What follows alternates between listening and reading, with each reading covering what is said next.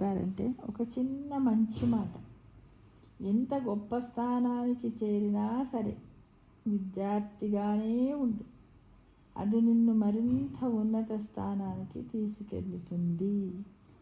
అంతేగా మరి, నిజమే కదా. ఎందుకంటే మనం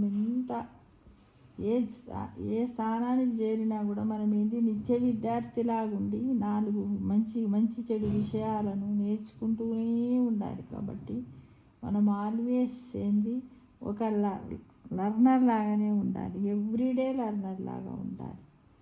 కాబట్టి అప్పుడే మనం ఎన్నో విషయాలు నేర్చుకుంటేనే దాని నుంచి మంచి చెడులను కూడా గ్రహించి నలుగురికి చెప్పగలుగుతాం.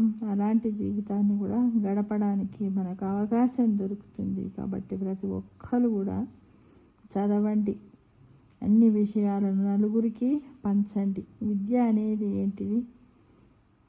పంచే కొద్దీ పెరుగుతుంది. ఏంటిది? జ్ఞానము.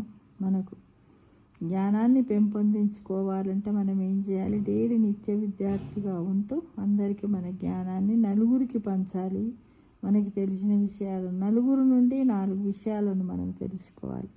అప్పుడే మనం ఎంతో ఉన్నత స్థాయికి పెరుగుతామని అకార్డింగ్ టు రాధాకృష్ణన్ గారు చెప్పారు. అలా చేద్దామా మరి?